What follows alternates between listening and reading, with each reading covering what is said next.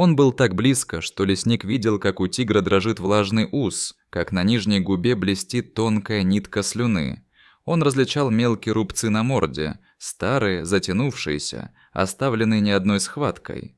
Под шерстью перекатывались мышцы, медленно, экономно, без лишней суеты. В этом теле не было ни капли истерики, только сила, собранная и удержанная, как натянутая тетива.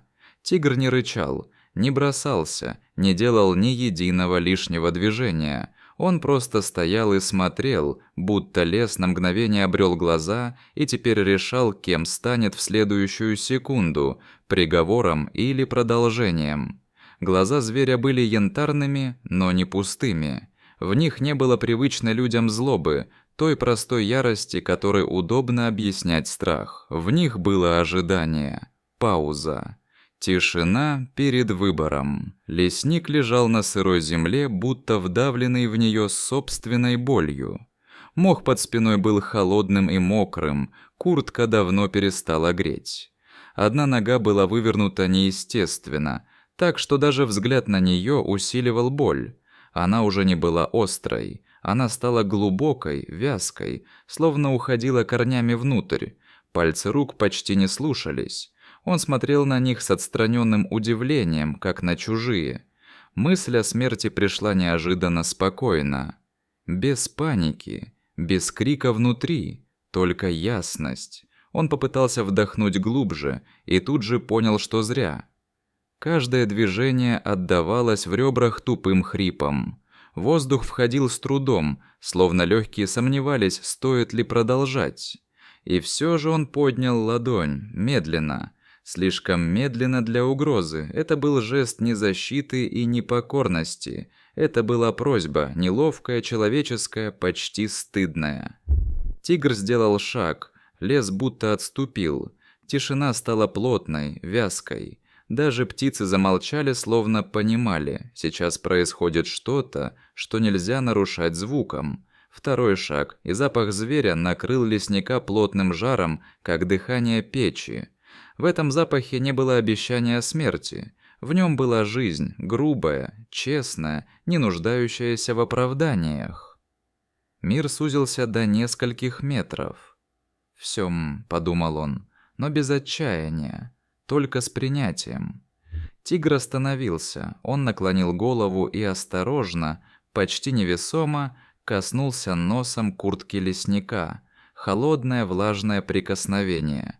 Потом шумно втянул воздух, глубоко, внимательно, будто распознавал не запах страха, не запах плоти, а что-то другое, историю. Следы поступков. И тут лесник вспомнил странную вещь, над которой когда-то смеялся. Старые охотоведы говорили, хищники редко нападают на слабость, они нападают на хаос, на резкие движения, на панику, на звук, который кричит «я добыча». Значит, если хочешь выжить, тебе нужно стать не добычей, а чем-то понятным. Он не стал молиться, не стал шептать имя тигра. Он прошептал себе «спокойно, смотри, дыши». Он начал считать вдохи, будто это могло удержать его в мире. Тигр дернул ухом, и тогда лес напомнил о себе. Щелчок, потом еще один, осторожные, уверенные шаги. Звук человека в тайге всегда чужой. Он режет слух, как металл. Лесник понял сразу. Человек идет не случайно, слишком уверенно. Так ходят те, кто считает лес своим. И внутри поднялось чувство хуже страха. Вина. Он вспомнил капкан. Месяц назад молодая тигрица, ржавое железо в лапе, засохшую кровь. Как она не рычала, как смотрела. Он тогда ползал на коленях, подсовывал палку под лапу, говорил ей тихо, по-человечески, хотя понимал, как это безумно звучит. Он снял капкан и ушел, не оглядываясь. Но мир редко отпускает такие вещи без ответа. Незнакомец вышел из кустов. Камуфляж, ружье, уверенная походка. Он увидел лесника и ухмыльнулся. Эта ухмылка сказала все. Он не собирался помогать, он собирался закончить. И тогда тигр шагнул вперед. Он встал между ними так естественно, будто всегда знал, что окажется именно здесь.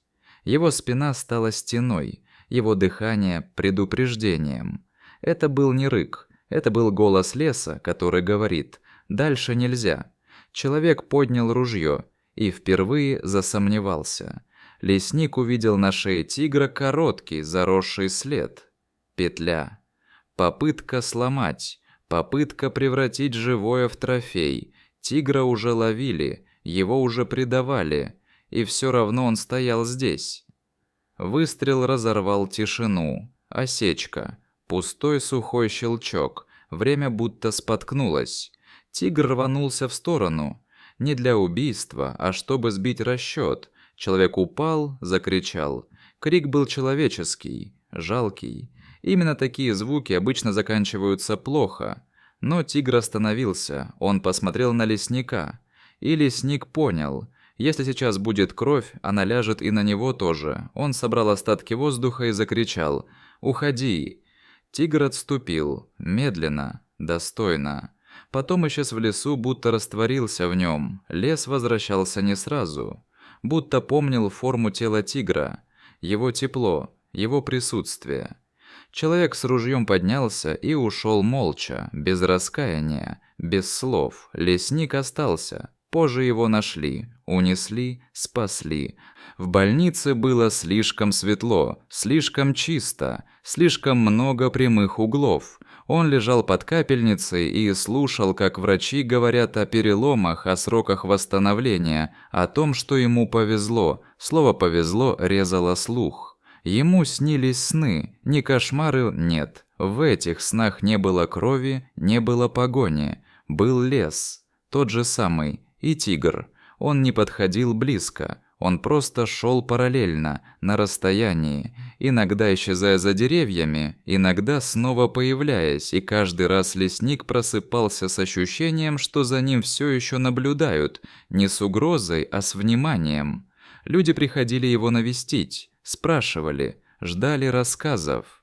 Некоторые хотели сенсацию, некоторые – подтверждение собственных страхов. Он отвечал скупо. Потому что чувствовал, если он расскажет все так, как было, его не поймут. Историю превратят в байку, в чудо, в случайность, а это не было случайностью, это было следствием. Он начал много думать о работе, о себе, о том, как легко человек привыкает считать себя мерой всего, как быстро мы решаем, что имеем право.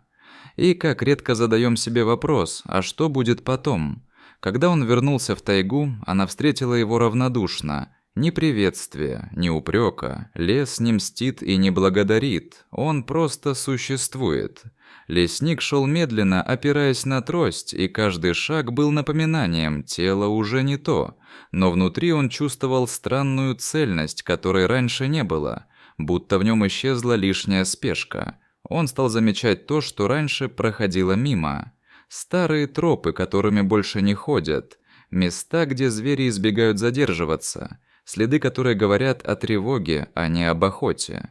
Он находил капканы, некоторые старые, забытые, некоторые свежие.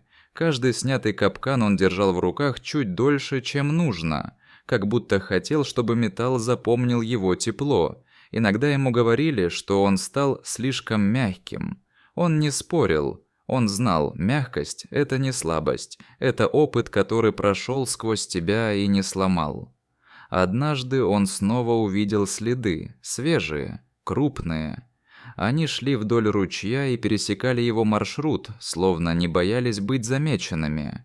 Он остановился, долго смотрел, потом медленно сел на поваленное дерево. Внутри не было ни радости, ни страха. Только спокойное узнавание. Он не пошел за ними. Некоторые встречи не должны повторяться. Их сила в том, что они были единственными. В ту ночь он сидел у костра дольше обычного.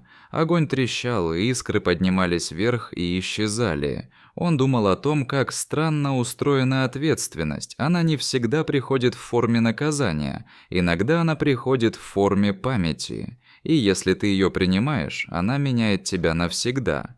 Где-то далеко, почти за пределами слышимости, раздался протяжный низкий звук. Он не был адресован ему лично, это был просто голос живого мира, который напоминает о себе.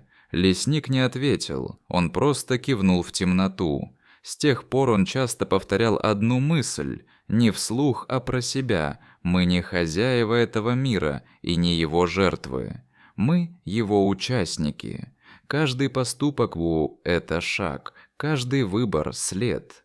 И иногда этот след приводит к тому, что между тобой и смертью встает тот, кого ты когда-то пощадил. Лес не судит, он помнит, и этого достаточно.